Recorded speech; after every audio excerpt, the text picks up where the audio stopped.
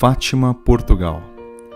Foi num vilarejo próximo a Fátima, com o nome de Aljustrel, que no início do século XX nasciam 3 crianças escolhidas por Deus para receber uma visita especial do céu. Por meio delas, uma mensagem de paz ressoaria nos 4 cantos da terra. Um convite à conversão, à oração e ao sacrifício, para que os homens mudassem de vida e buscassem a Deus de todo o coração. Os nomes das crianças, hoje muito conhecidos, eram Lúcia, Francisco e Jacinta. Lúcia dos Santos, a mais velha dentre as 3, era a filha caçula de Antônio dos Santos e Maria Rosa. Francisco e Jacinta, primos de Lúcia dos Santos, eram filhos de Olímpia de Jesus e de Manuel Marto. A família de Lúcia era proprietária de uma porção de terra conhecida como Cova da Iria, onde costumava criar algumas ovelhas. Quando Lúcia ainda era criança, recebeu autorização da família para cuidar de seus rebanhos. Seus primos Francisco e Jacinta sentiram muito por não poderem brincar mais com Lúcia, que gostava de contar-lhes variadas histórias bíblicas, sobretudo a respeito da paixão de Cristo. Durante o ano de 1915, quando Lúcia passou a cuidar do rebanho, costumava subir à Cova da Iria com algumas garotas, em especial 3 delas com quem se identificava: Teresa Matias, Maria Rosa e Maria Justino. Certo dia, quando estavam na colina rochosa do Cabeço, uma gruta dentro da propriedade do pai de Lúcia, as meninas pararam para rezar o terço. De repente, uma delas chamou a atenção das outras para uma estranha forma muito branca que se movia majestosamente, lá bem longe, por sobre o vale profundo. A forma foi se aproximando das meninas e pousou sobre o pinheiral, assim permanecendo suspensa no ar por algum tempo. Parecia, segundo Lúcia, uma estátua de neve que o sol transformara em algo transparente. Parecia um ser humano. As meninas tentavam descobrir o que podia ser aquilo, mas não conseguiam entender do que se tratava. Continuaram a rezar o terço, até que a figura misteriosa desapareceu no ar ensolarado. Depois disso, as meninas voltaram para suas casas atordoadas, sem nada entender. Ao comentar o ocorrido com sua família, Lúcia passa a ser objeto de chacotas e de menosprezo. Mal sabia, entretanto, que aquele fenômeno misterioso se repetiria por mais 3 vezes durante o ano de 1915. Francisco e Jacinta receberam mais tarde a autorização da família para pastorearem com Lúcia na Cova da Iria. Alegres, subiam com Lúcia para aquela localidade, cantando, brincando e rezando com ela. As canções variavam entre religiosas e seculares, mas havia sempre muita alegria entre eles. Depois de comerem seus lanches, costumavam rezar o terço, mas de forma distraída. Rezavam apenas a primeira parte das orações, Ave Maria, Pai Nosso, passando ligeiramente os dedos nas continhas do rosário. Naqueles tempos, o mundo vivia na expectativa da Primeira Guerra Mundial. Em março de 1916, Portugal entrava oficialmente na guerra. Dias antes, o Papa Bento XV alertara ao mundo sobre os danos irreversíveis que uma guerra poderia ocasionar. Mas o mundo preferiu dar as costas ao pedido do Papa e à paz, optando pela guerra. No mesmo ano de 1916, as crianças foram surpreendidas por uma visita celestial, a visita do Anjo da Paz, do Anjo de Portugal. O fato se deu assim. Enquanto cuidavam do rebanho, as crianças sentiram um vento muito forte soprar. Assustados, foram verificar o que era aquilo. Viram então bem longe, por cima das oliveiras, uma luz que se movia sobre o vale e que parecia vir até eles. Era a mesma imagem luminosa e transparente que Lúcia e as outras meninas tinham visto por 3 vezes no ano anterior. Ela o definira como alguém embrulhado num lençol, mas agora com raios refulgentes, mais brancos do que a neve. Quando se aproximou dos pastorinhos, notaram que era a forma de um jovem dos seus 14 a 15 anos, mais branco que a neve e transparente como cristal iluminado pelo sol. Notaram claramente que o ser possuía um rosto humano de indescritível beleza, e ali o ficaram contemplando. De repente, o jovem se dirige às crianças dizendo: Não temais, sou o anjo da paz, orai comigo. Ajoelhou-se, curvou-se até tocar o chão com a fronte e rezou: Meu Deus, eu creio, adoro, espero e amo-vos. Peço-vos perdão para os que não creem, não adoram, não esperam e não vos amam. Repetiu essa oração mais 2 vezes e depois, levantando-se, disse: Orai assim: os corações de Jesus e Maria estão atentos à voz das vossas súplicas. Em seguida, desapareceu, dissolvendo-se na luz do sol. Assombradas com essa aparição, as crianças voltaram para casa e combinaram não contar nada disso a ninguém. Todavia, a menina mais nova, Jacinta, não pôde se conter e acabou comentando com sua mãe o que tinham visto, mas não foi levada a sério. A segunda aparição do anjo deu-se umas semanas depois. Ao meio-dia, quando brincavam junto do poço, viram subitamente junto deles a mesma figura. Que fazeis? Perguntou-lhes. Orai, orai muito. Os corações santíssimos de Jesus e Maria têm sobre vós desígnios de misericórdia. Oferecei constantemente ao Altíssimo orações e sacrifícios. Lúcia perguntou: Como nos havemos de sacrificar? De tudo que puderdes, oferecei a Deus sacrifício em ato de reparação pelos pecados com que ele é ofendido e de súplica pela conversão dos pecadores.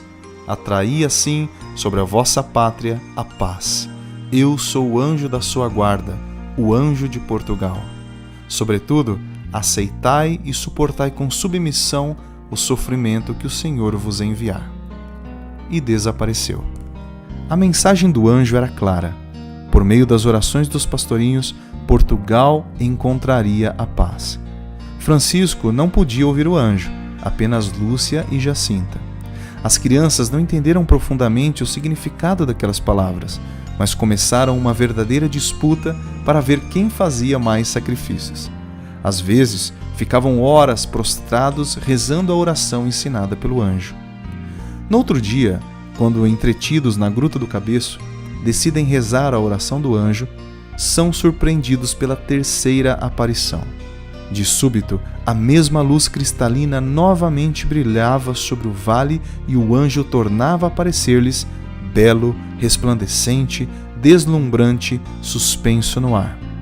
Agora trazia numa das mãos um cálice e com a outra segurava a hóstia. Deixou-os suspensos no ar, prostrou-se por terra e disse: Santíssima Trindade, Pai, Filho e Espírito Santo, adoro-vos profundamente e ofereço-vos o preciosíssimo corpo, sangue, alma e divindade de Jesus Cristo, presente em todos os sacrários da terra, em reparação dos ultrajes, sacrilégios e indiferenças com que ele mesmo é ofendido. E pelos méritos infinitos do seu Santíssimo Coração e do Coração Imaculado de Maria, peço-vos a conversão dos pobres pecadores. Repetiu 3 vezes essa oração, depois levantou-se, tomou novamente o cálice e a hóstia nas mãos, dizendo: Tomai e bebei o corpo e sangue de Jesus Cristo, horrivelmente ultrajado pelos homens ingratos. Reparai os seus crimes e consolai o vosso Deus. Viram então umas gotas de sangue que se desprendiam da hóstia e caíam no cálice. O anjo colocou a hóstia entre os lábios de Lúcia. A Jacinta e a Francisco deu-lhes a beber do cálice. Prostrou-se novamente em adoração e repetiu 3 vezes a mesma prece. Lúcia e Jacinta rezavam com ele e Francisco acompanhava-as, pois não ouvia as palavras do anjo. E pela última vez, o anjo da paz se desvaneceu no meio da luz ofuscante do sol. Apesar da experiência magnífica com o anjo, mal podiam esperar por aquilo que em breve lhes aconteceria. No dia 5 de maio de 1917, o Papa Bento XV publicava uma encíclica na qual lamentava os horrores da guerra. No mesmo documento, ele pedia a intercessão da Santíssima Virgem naquele momento de tanta desolação. Dizia ele: Com a mais acendrada confiança, desejamos pôr nas mãos da Santíssima Virgem a súplica dos seus filhos aflitos.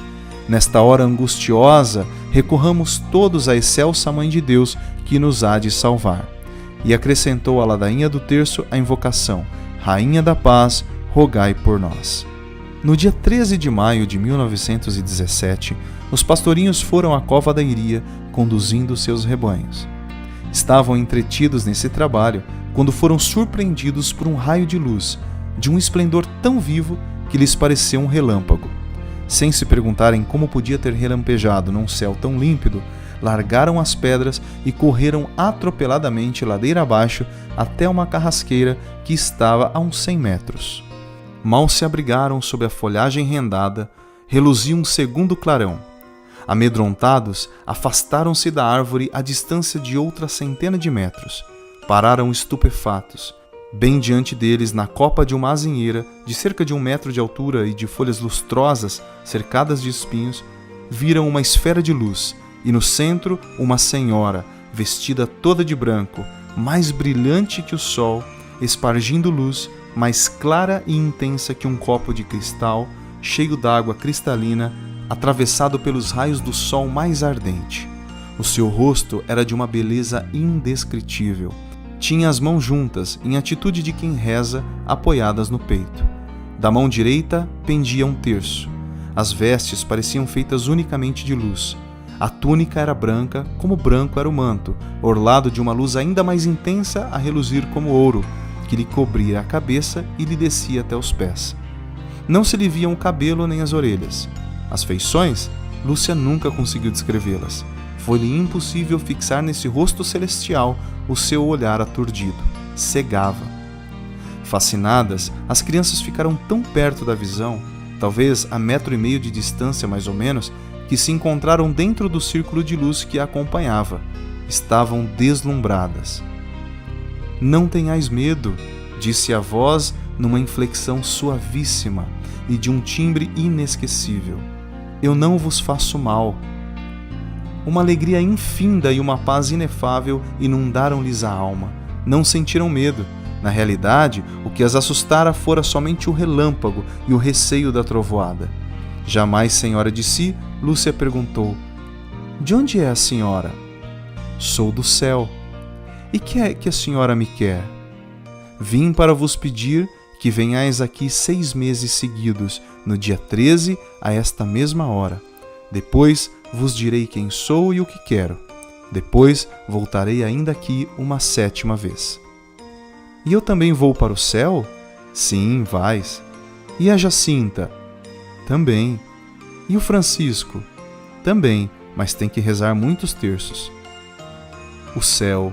Lúcia lembrou-se então de 2 moças que tinham morrido havia pouco. Eram suas amigas e costumavam ir à sua casa para aprender a tecer com Maria. "A Maria das Neves já está no céu?" "Sim, está." "E a Amélia?" "Está no purgatório até ao fim do mundo." O purgatório, até ao fim do mundo. A senhora disse ainda: "Quereis oferecer-vos a Deus para suportar todos os sofrimentos que Ele quiser enviar-vos, em ato de reparação pelos pecados com que Ele é ofendido e de súplica pela conversão dos pecadores?" "Sim, queremos." "E depois ter muito que sofrer, mas a graça de Deus será o vosso conforto." Ao pronunciar as palavras "a graça de Deus", a senhora abriu pela primeira vez as mãos e dela saiu uma luz tão intensa que o seu reflexo envolveu as crianças, penetrou-lhes no peito e atingiu-lhes o mais íntimo da alma, fazendo-nos ver a nós mesmos em Deus, são palavras de Lúcia, mais claramente do que nos vemos no melhor dos espelhos. Por um impulso irresistível, prostraram-se de joelhos e começaram a repetir intimamente: "Ó Santíssima Trindade, eu vos adoro. Meu Deus, eu vos amo no Santíssimo Sacramento." A senhora esperou que terminassem. Disse-lhes então: "Rezem o terço todos os dias, para alcançarem a paz para o mundo e o fim da guerra." Em seguida, começou a elevar-se serenamente da azinheira, subindo em direção ao nascente, até desaparecer na imensidade da distância. Ao voltar para casa, Jacinta decide então contar à sua mãe que tinha visto Nossa Senhora, mas a senhora Olímpia pareceu não levar a sério aquela história. O pai da menina, o Sr. Marto, demonstrou acreditar nas palavras da criança, já que ela e Francisco nunca haviam mentido. Lúcia, por outro lado, é repreendida pela mãe, chegando a apanhar com um cabo de vassoura. Suas irmãs e as pessoas da redondeza começaram a zombar dela por causa da história que já começava a se espalhar. Francisco passa então a ter amor à solidão. Muitas vezes deixa até de comer para pensar nas palavras de Nossa Senhora e rezar para consolar o nosso Deus. Propõe às meninas não mais cantar músicas profanas, oferecendo isso como sacrifício pela conversão dos pecadores. No dia 13 de junho, dia de Santo Antônio, do qual é muito devoto o povo português, começam a aparecer peregrinos, moradores das redondezas, que queriam acompanhar as crianças até a cova da Iria. Quando lá chegaram, no dia 13 de junho, rezaram todos um terço. Lúcia, que estava ajoelhada, levantou-se do chão e exclamou: "Jacinta, lá vem Nossa Senhora, olha o relâmpago!" Os 3 pequenos correram para junto da azinheira e os demais circunstantes fecharam-se num círculo apertado em torno deles. Maria Carreira recorda-se nitidamente da cena. Ajoelhamo-nos sobre as moitas e os tojos. Lúcia levantou as mãos como em oração e eu a ouvi dizer: "Vossa Messê mandou-me aqui vir. Faça o favor de dizer o que quer." Começamos então a ouvir uma coisa assim, a modo de uma voz muito fina, mas não se compreendia o que se dizia. Era como um zumbido de abelha. Alguns dos presentes notaram que a luz do sol diminuía de intensidade nos minutos seguintes, apesar de o céu estar sem nuvens. Outros disseram que, um momento antes de Lúcia ter começado a falar, a copa da azinheira, coberta de rebentos, parecera curvar-se como se estivesse debaixo de um peso. No seu relato, simples, mas expressivo, Lúcia diz que perguntou: "O que a senhora quer de mim?" A senhora respondeu: "Quero que venhais aqui no dia 13 do mês que vem, que rezeis o terço todos os dias e que aprendais a ler. Depois direi o que quero." Lúcia pediu-lhe a cura de um doente. Se converter, curar-se-á durante o ano.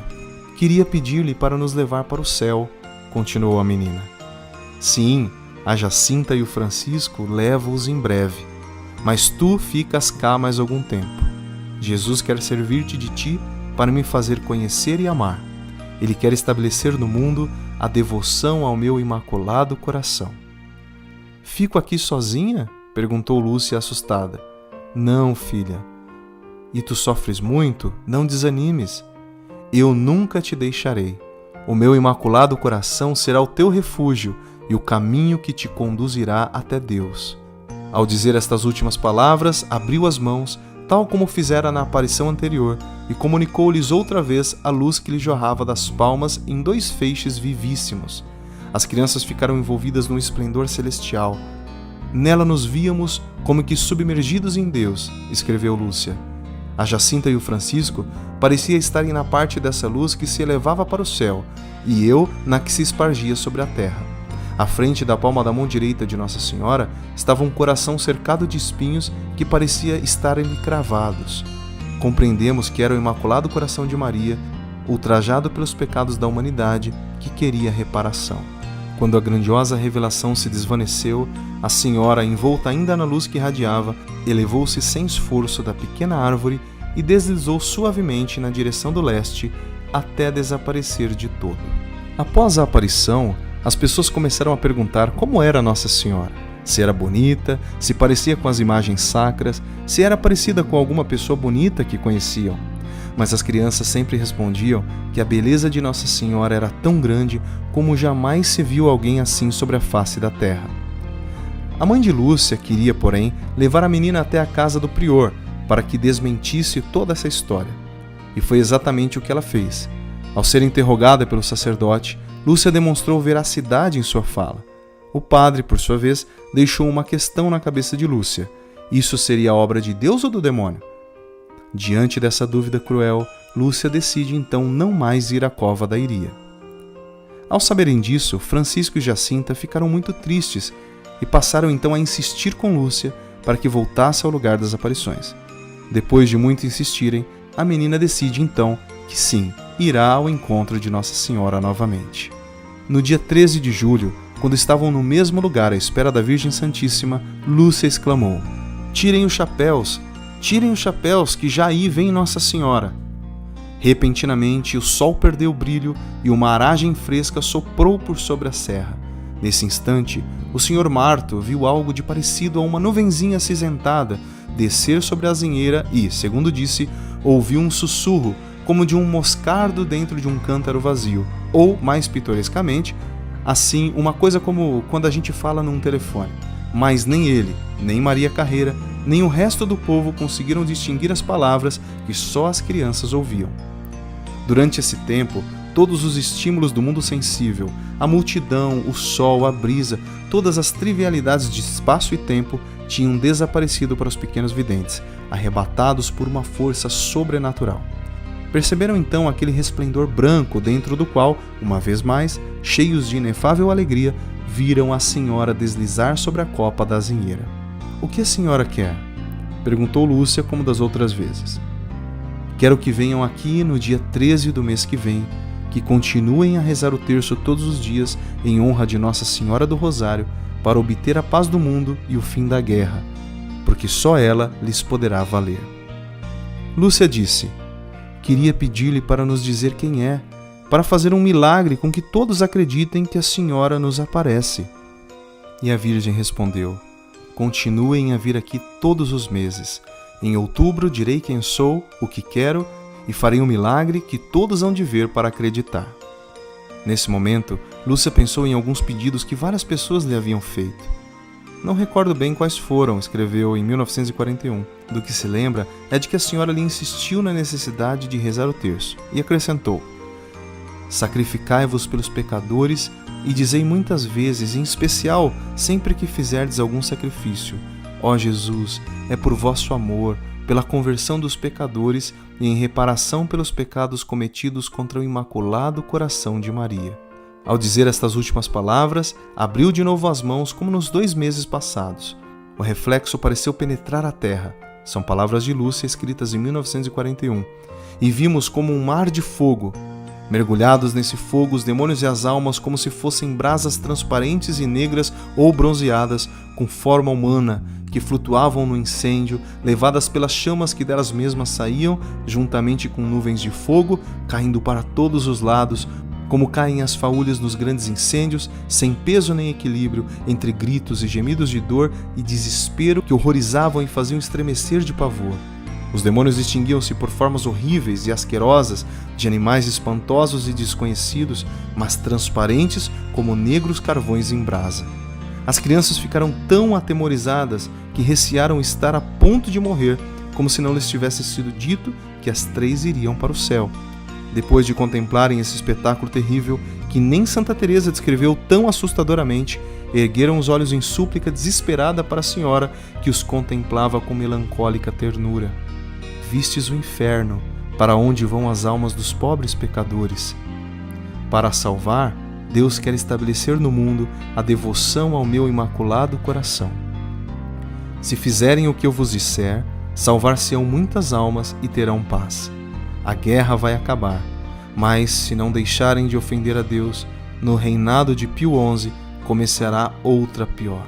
Quando virdes uma noite iluminada por uma luz desconhecida, sabei que é o grande sinal que Deus vos dá de que vai punir o mundo pelos seus crimes por meio da guerra, da fome e de perseguições à Igreja e ao Santo Padre. Para o impedir, virei pedir a consagração da Rússia ao meu Imaculado Coração e a comunhão reparadora nos primeiros sábados. Se atender aos meus pedidos, a Rússia se converterá e terão paz. Se não, ela espalhará os seus erros pelo mundo, promovendo guerras e perseguições à Igreja. Os bons serão martirizados, o Santo Padre terá muito que sofrer, várias nações serão aniquiladas. Por fim, o meu Imaculado Coração triunfará. O Santo Padre consagrar-me-á à Rússia, que se converterá, e será concedido ao mundo algum tempo de paz. Em Portugal, conservar-se-á sempre o dogma da fé. Isto não dirás a ninguém. Ao Francisco, sim, podeis dizer. Quando rezardes o terço, dizei depois de cada mistério: ó meu Jesus, perdoai-nos, livrai-nos do fogo do inferno, levai as almas todas para o céu, principalmente aquelas que mais precisarem. Seguiu-se um momento de silêncio. A multidão parecia pressentir a solenidade apocalíptica dessa comunicação sobrenatural. Não se ouvia um único som. As crianças, o povo, o vento, tudo estava em absoluto silêncio. Finalmente, Lúcia, pálida como um cadáver, aventurou-se a perguntar com a sua voz de timbre enternecedor: "A senhora não quer mais nada?" "Não, hoje não te quero mais nada." Com o último olhar repassado de afeto, a senhora desvaneceu-se como de costume. Lúcia concluiu o terrível relato da terceira aparição nestes termos, e como de costume, começou a elevar-se em direção ao nascente até desaparecer na imensa distância do armamento. No mês seguinte, em agosto, Jacinta começa então a ter visões proféticas sobre a Segunda Guerra Mundial. Num dia abrasador de verão, foram ao Cabeço e mal chegaram, prostraram-se por terra e rezaram as orações do anjo. Passado algum tempo, Jacinta levantou-se e disse a Lúcia: "Não vês tanta estrada, tantos caminhos e campos cheios de gente a chorar com fome e sem nada para comer? E o Santo Padre numa igreja, diante do Imaculado Coração de Maria, a rezar? E tanta gente a rezar com ele?" Certo dia, Jacinta também disse a Lúcia: "Não sei como foi, eu vi o Santo Padre numa casa muito grande, de joelhos, diante de uma mesa, com as mãos na cara, a chorar. Fora da casa estava muita gente, e uns atiravam-lhe pedras, outros rogavam-lhe pragas e diziam-lhe muitas palavras feias. Coitadinho do Santo Padre, temos que pedir muito por ele." Indo um dia à casa dos Marto, Lúcia achou-a certa vez sentada na cama, quieta e muito pensativa, com o olhar perdido. "Jacinta, que estás a pensar?" "Na guerra que há de vir, há de morrer tanta gente, e vai quase toda para o inferno. Hão de ser arrasadas muitas casas e mortos muitos padres. Olha, eu vou para o céu, e tu, quando vires de noite essa luz que aquela senhora disse que vem antes, foge para lá também." Quando chegou o dia 13 de agosto, dia da quarta aparição, algo inesperado aconteceu. O administrador de Ourém, Arthur de Oliveira Santos, que não acreditava em nada daquilo, ordena aos pais das crianças que se apresentem para depor as autoridades. Mais tarde, alegando que queria ir ver o tal milagre prometido por Nossa Senhora, convida a irem de carro com ele, pois chegariam mais depressa ao lugar das aparições. Mas o administrador levou-os à casa paroquial, a fim de que fossem interrogados pelo pároco. O sacerdote tentou de todas as formas arrancar alguma incoerência da boca das crianças, o que não foi possível, tamanha coerência e segurança dos pequenos em suas declarações. Diante disso, o administrador levou-os para outro lugar, e não para a cova da Iria, como havia prometido fazer. Enquanto isso, no local das aparições, a multidão de peregrinos aguardava a chegada das crianças. Com a intenção de amedrontar ainda mais as crianças, o administrador de Ourém mandou colocá-las numa prisão junto a outros condenados. Com muito medo, colocam-se a rezar, o que chama a atenção dos outros prisioneiros, que passam a tratá-las com muita afabilidade. De repente, um guarda resolve levá-las para a presença das autoridades a fim de dizerem toda a verdade. Os guardas as separam para ouvi-las uma a uma, mas após tantas tentativas frustradas, o administrador resolve levá-las de volta para casa. Quando chegaram em casa, as crianças dirigiram-se aos valinhos. As folhas acinzentadas das oliveiras farfalhavam com fulgores de prata sob a luz difusa da tarde que morria. Devia ser assim a paisagem montanhosa da Judéia, quando Maria fora a toda pressa ter com sua prima Isabel. Mais fulgurante, porém, que o brilho macio das oliveiras era o esplendor que revestia agora a brecha da cerca, logo acima de uma azinheirinha parecida à cova da Iria. E ali, no meio do fulgor de uma luz que não parecia da terra, estava a adorável figura familiar, olhando enternecidamente para os pequenos apóstolos que já tanto haviam sofrido por amor dela. "O que a senhora quer?" perguntou Lúcia, quase mecanicamente. "Quero que continueis a ir à cova da Iria no dia 13, que continueis a rezar o terço todos os dias. No último mês, farei o milagre para que todos acreditem." Lúcia lembrou-se do que prometera a Maria Carreira. "O que é que a senhora quer que se faça com o dinheiro que o povo deixou lá na cova da Iria?" "Façam-se 2 andores. Um leva o Tuco a Jacinta e mais 2 meninas vestidas de branco. O outro que o leve Francisco com mais 3 meninos. O dinheiro dos andores é para a festa de Nossa Senhora do Rosário, e o que sobrar é para a ajuda de uma capela que hão de mandar fazer." "Queria pedir-lhe a cura de alguns doentes", disse Lúcia. "Sim, curarei alguns durante o ano. Fez uma pausa e continuou, depois de muito séria: rezai, rezai muito, e fazei sacrifícios pelos pecadores, que vão muitas almas para o inferno por não haver quem se sacrifique e peça por elas. A seguir, afastou-se em direção ao leste e desapareceu. No mês de setembro, as crianças passam a usar então na cintura uma corda para oferecerem como sacrifício a Deus pela conversão dos pecadores.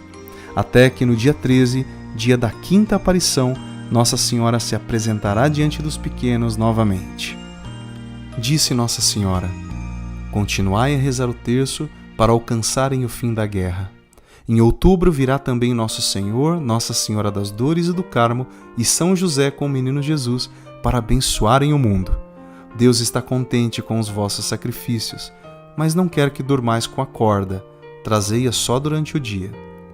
Lúcia disse: tem-me pedido para lhe pedir muitas coisas, a cura de alguns doentes, de um surdo-mudo. Sim, respondeu a senhora, curarei alguns, outros não. Em outubro farei o milagre para que todos acreditem. E desapareceu do mesmo modo que tinha vindo. Depois disso, as crianças foram interrogadas pelo doutor Formigão para saber se falavam a verdade. Acabado o longo interrogatório, os pastorinhos voltaram à sua vida de penitência em favor das almas. O mês de outubro era o mais esperado de todos os meses. Seria nesta última aparição que Nossa Senhora daria o sinal, o milagre, a fim de que o povo acreditasse em suas aparições e nas crianças. Na Cova da Iria havia uma multidão gigantesca de pessoas, ricas e pobres, advindas de muitos lugares. A madrugada toda foi regada por uma fina chuva que transformou o caminho até o lugar das aparições num verdadeiro lamaçal. Todos chegaram ao local com suas roupas molhadas e enlameadas. Já passava do meio-dia, quando Lúcia manda então que todos fechem os guarda-chuvas. Lúcia afirma que nunca soube por que disse isso, e um por um os presentes obedeceram, apesar de a chuva continuar a cair. Fechem os guarda-chuvas, repetiam de boca em boca, e todos esperavam pacientemente na chuva. Começavam a ouvir-se queixas e murmúrios de desapontamento, afirmando que Nossa Senhora estava demorando para aparecer. Então, repentinamente, Lúcia olhou para o nascente e disse a Jacinta: ó Jacinta, ajoelha-te, que lá vem Nossa Senhora, já vi o relâmpago. As pessoas mais próximas notaram que as suas feições se tornavam mais coradas e de uma beleza transparente. Olhava agora arrebatada para a Senhora, que se encontrava de pé, no meio de uma torrente de luz, sobre as flores com que Maria Carreira adornara o tronco da azinheira. Jacinta e Francisco tinham os olhos fixos no mesmo ponto, ambos radiantes e completamente alheios à multidão. Que a senhora me quer? Perguntou Lúcia, ajoelhando-se com os outros. A chuva fina caía-lhe no rosto voltado para o alto. Quero dizer-te que façam aqui uma capela em minha honra. Sou a Senhora do Rosário. Que continuem a rezar o terço todos os dias. A guerra vai acabar e os militares voltarão em breve para suas casas. Disse Lúcia: tenho muitas coisas para lhe pedir, a cura de uns doentes e a conversão de alguns pecadores. A senhora respondeu: uns sim, outros não. É preciso que se emendem, que peçam perdão dos seus pecados. O seu rosto então tomou um ar sério. Não ofendam mais a Deus nosso Senhor, que já está muito ofendido. Depois, a Senhora do Rosário abriu as brancas mãos, como das outras vezes, e pareceu a Lúcia que o esplendor que dependiam subia até onde devia estar o sol e se refletia com mais brilho que o fulgor da luz solar. Deve ter sido nesse instante que a multidão viu as nuvens entreabrirem-se como duas cortinas enormes e o sol aparecer entre elas no azul do céu como um disco luminoso. Muitos ouviram Lúcia gritar: olhem para o sol! Mas ela estava em êxtase e não se recorda de tê-lo dito. Estava completamente absorta na visão de algo que surgia no lugar onde devia encontrar-se o sol. Assim que Nossa Senhora desapareceu no esplendor que se irradiava das suas mãos abertas, apareceram no zênite 3 quadros sucessivos que simbolizavam os mistérios gozosos, dolorosos e gloriosos do Rosário. O primeiro era uma representação da Sagrada Família. Nossa Senhora vestida com a tradicional veste branca coberta com um manto azul, e, ao lado, São José com o menino Jesus nos braços, que pareciam abençoar o mundo com um gesto de mão em forma de cruz. Somente Lúcia contemplou a visão seguinte. Pouco depois, desvanecida essa aparição, vi Nosso Senhor e Nossa Senhora, que me dava a ideia de ser Nossa Senhora das Dores. Jesus Cristo parecia abençoar o mundo. Por último, pareceu-lhe ver ainda Nossa Senhora em forma semelhante a Nossa Senhora do Carmo, a Virgem Maria, Rainha dos céus e da terra, refúgio dos pecadores, consoladora dos aflitos, medianeira de todas as graças. A multidão nada viu de tudo isso, pelo menos não se conformou o boato de que alguns haviam visto a Senhora. O que todos presenciaram, porém, foi um fenômeno inaudito, quase apocalíptico. O sol brilhava no zênite como se fosse um imenso disco de prata. Brilhava com a intensidade normal e, no entanto, podia ser fitado sem que ofuscasse. Isso durou apenas um instante. Enquanto todos olhavam assombrados, a imensa bola começou a dançar. Essa foi a palavra com que todos os observadores a descreveram. Primeiro, viram-na girar rapidamente, como uma gigantesca roda de fogo. Depois de um certo tempo, parou. A seguir, voltou a girar sobre si mesma vertiginosamente, numa velocidade incrível. Finalmente, os bordos tornaram-se escarlates e espalharam-se pelo armamento, espargindo chamas vermelhas de fogo como um redemoinho infernal. Essa luz foi se refletindo na terra, nas árvores, nos arbustos, nas próprias faces voltadas para cima e nas vestes, tomando tonalidades brilhantes e cores diferentes: verde, vermelho, laranja, azul, violeta, as cores todas do espectro solar. Girando loucamente sob essa aparência por 3 vezes, o globo de fogo pareceu agitar-se, estremecer e depois precipitar-se em zigue-zague sobre a multidão. Um grito de terror saiu dos lábios de milhares de pessoas apavoradas que se ajoelharam na lama pensando ter chegado o fim do mundo. Alguns atestam que o ar se tornou mais quente nesse momento. Não se admirariam se todas as coisas se tivessem ateado em chamas, envolvendo-os e consumindo-os. Muita gente gritava: "Ai, Jesus, vamos todos morrer aqui!" Outros bradavam: "Nossa Senhora, nos valha!"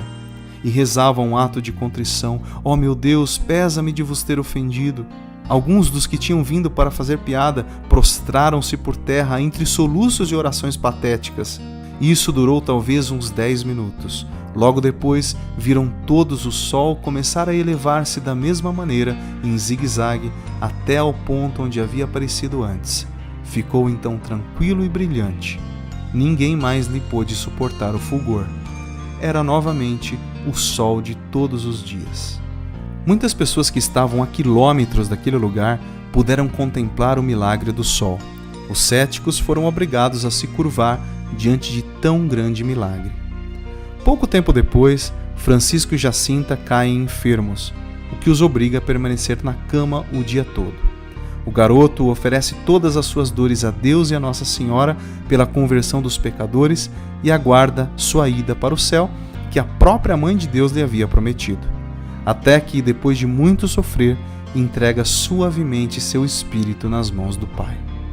Jacinta, por sua vez, declara ter recebido uma visita de Nossa Senhora, afirmando que a menina, se quisesse, poderia permanecer por mais um tempo, oferecendo seu sofrimento pela conversão das almas, a que imediatamente ela aceita. Passado um tempo, é transferida para Lisboa, onde permanecerá como hóstia viva, oferecida até o fim pela conversão dos homens. Pouco tempo depois, Jacinta entrava no céu. Lúcia dos Santos, entretanto, será a única das videntes viva. Ela sabia muito bem que, conforme disse Nossa Senhora, teria de permanecer por mais tempo na terra, com a missão de difundir a devoção ao Imaculado Coração de Maria em todo o mundo. Por isso, achou-se por bem enviá-la ao convento, assumindo o nome de Maria das Dores. Mais tarde, irá para o Carmelo, tornando-se testemunha viva de tudo o que Nossa Senhora lhe mostrou até o seu último suspiro.